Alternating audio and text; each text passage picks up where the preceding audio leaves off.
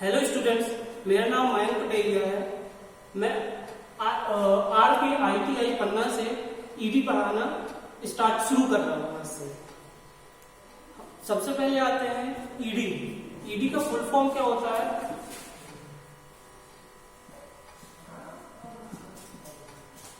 Engineering drawing. Engineering drawing का मतलब क्या होता है? सबसे पहले तो ये जानना पड़ेगा हमको। इंजीनियरिंग एक ऐसी आर्ट है जिससे हम अपने दैनिक जीवन में जितने भी उपयोग करने वाली चीजें हैं वो काम कैसे करती हैं, काम क्या करती हैं, उनके बारे में हम इंजीनियरिंग कला से सीखते हैं।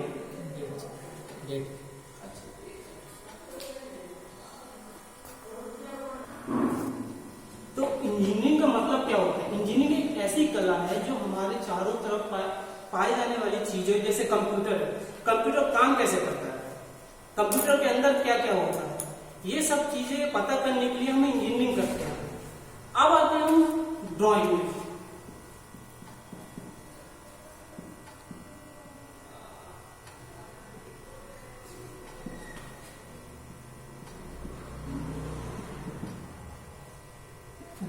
ड्राइंग जैसे बचपन से हम पढ़ते आ रहे हैं। ड्राइंग मतलब अपने मन के थॉट्स को, विचारों को पेपर पे प्रदर्शित करना या पेपर पर बनाना, इसको बोलते हैं हम ड्राइंग।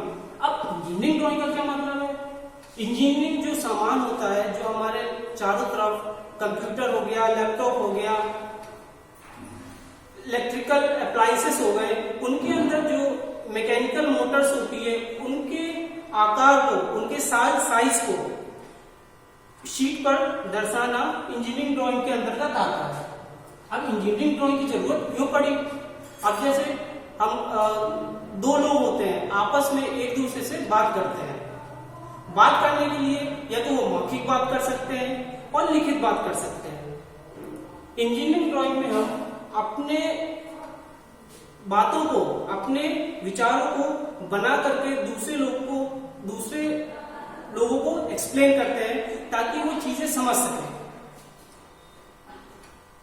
इंजीनियरिंग ड्राइंग में अब आता है इसकी, ये एक ऐसी, इसको बोल सकते हैं इंजीनियरिंग ड्राइंग को यूनिवर्सल लैंग्वेज।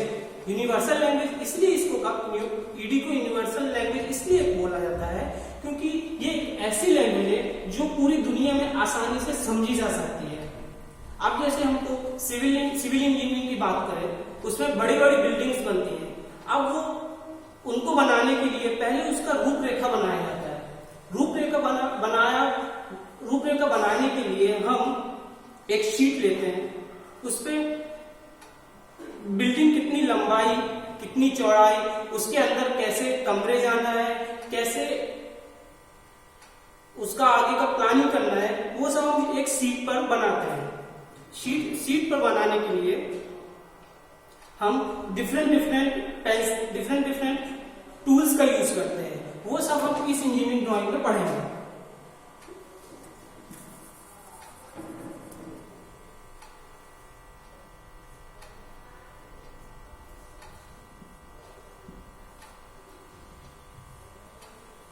अब आते हैं इंजीनियरिंग ड्राइंग में यूज होने वाले टूल्स, जैसे ड्राइंग बोर्ड,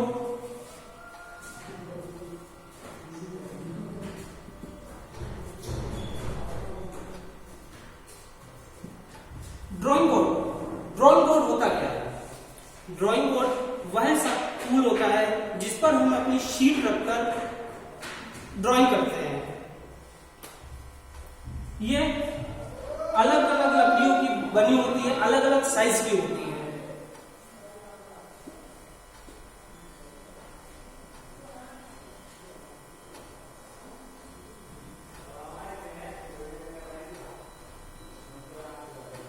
दूसरा सबसे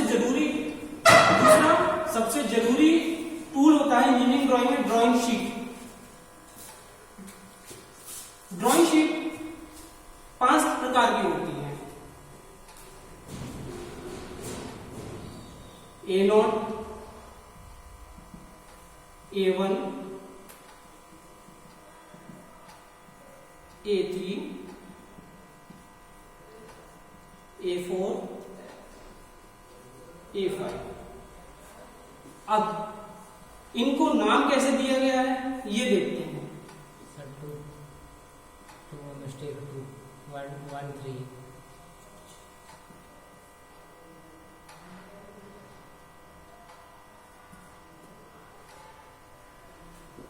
अब इनको साइज के अनुसार डिवाइड किया गया है इन 5 भागों में।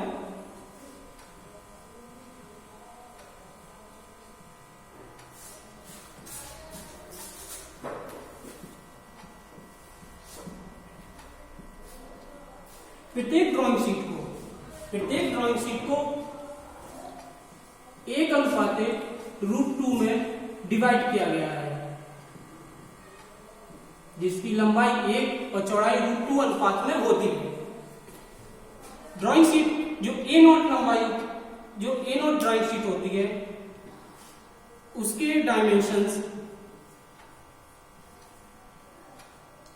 841 mm लंबाई, 1188 mm चौड़ाई की होती है। अगर हम इसके रेशियो को डिवाइड करें तो ये वही रेशियो आएगा जो इसका रेशियो आता है। इसका अगर रेशियो देखा जाए तो इसका रेशियो आता है 0.707। अगर हम इसको डिवाइड करते हैं इसका भी वही रेशियो आता है जो ये रेशियो दिया गया है। तो यही यूनिवर्सल रेशियो होता है जो हर शीट का डिफाइंड किया गया है। अब आते हैं A1। अब इसको कैसे याद करें, इसके लिए हम याद करते हैं ये जो पहली A0 शीट दी है इसकी लंबाई को यहां लिख देते हैं और इसका आधा करके इधर लिख देते हैं।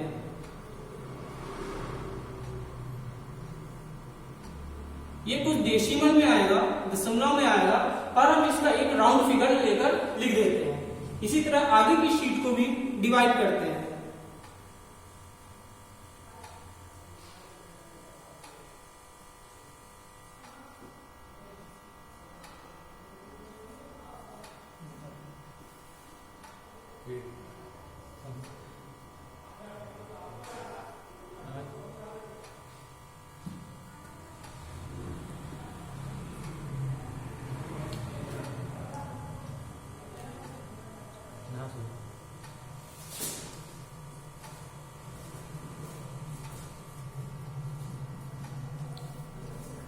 सब बोलते जाइए।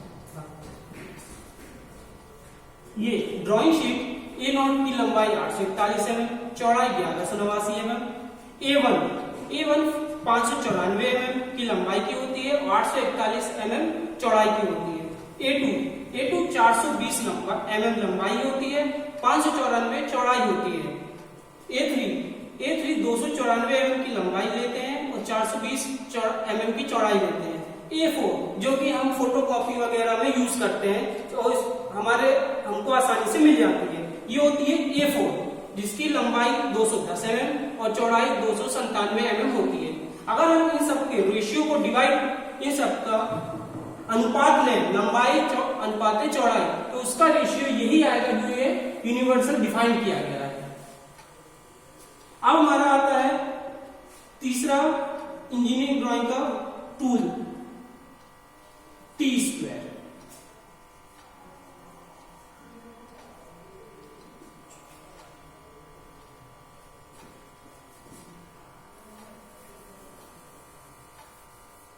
अब ये T-स्क्वायर क्या होता है?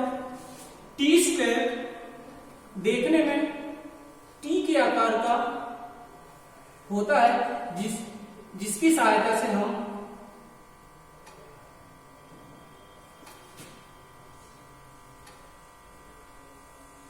ड्राइंग शीट पर क्षैतिज और ऊर्ध्वाधर लाइनें खींचते हैं। अब इसमें ये क्या होता है, इस वाले हिस्से को ब्लेड बोलते हैं, जिसकी सहायता से हम क्षैतिज और ऊर्ध्वाधर लाइनें शीट पर बनाते हैं। इसको बोलते हैं हेड।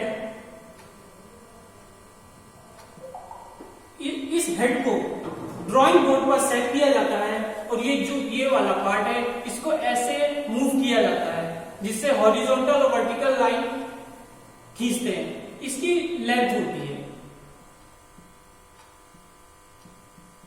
इसको लेंथ के अनुसार चार टी स्क्वायर लेंथ के अनुसार चार प्रकार के होते हैं।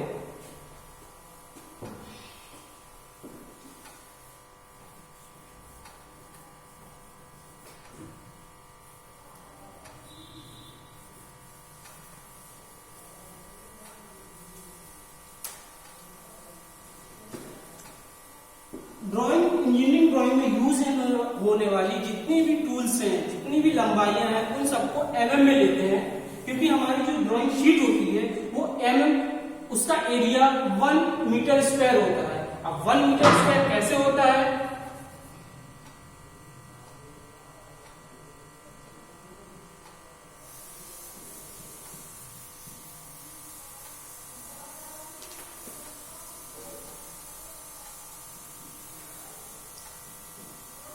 अगर हम इसका गुणा करें तो इसकी जो वैल्यू आती है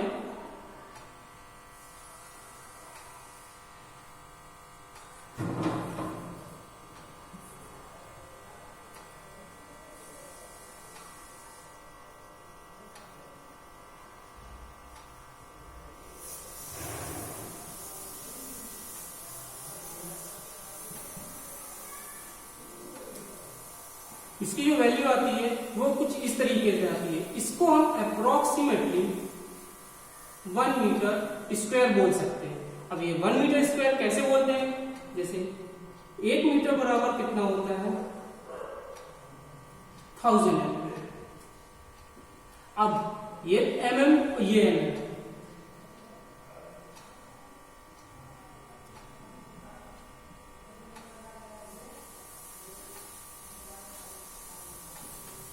जब 1000 mm को 1000 mm का गुणा करते हैं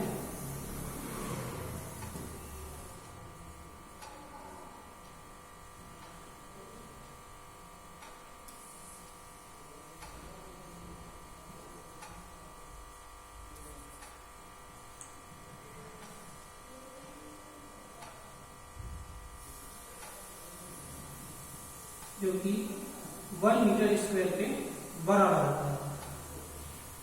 अब हम आते हैं टी स्क्वायर की लंबाई पर। टी स्क्वायर भी 4 टाइप्स के होते हैं। T0 जिसकी लंबाई 1500 mm, T1 जिसकी लंबाई 1000 mm, T2 जिसकी लंबाई 700 mm,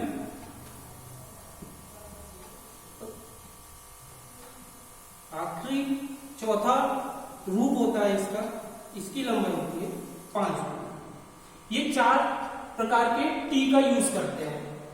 हम जो जनरली इंजीनियरिंग ड्राइंग में यूज करते हैं वो है हमारा T0 जिसकी लंबाई होती है 1500 mm। इसके अलावा इंजीनियरिंग ड्राइंग का सबसे महत्वपूर्ण टूल होता है पेंसिल, क्योंकि बिना पेंसिल के हम कोई भी ड्राइंग नहीं बना सकते। ये पेंसिल 18 टाइप्स की होती है जिनको 3-3 के ग्रुप में बांटा गया है। ये 3 ग्रुप होते हैं हार्ड ग्रेड, मीडियम ग्रेड और सॉफ्ट ग्रेड।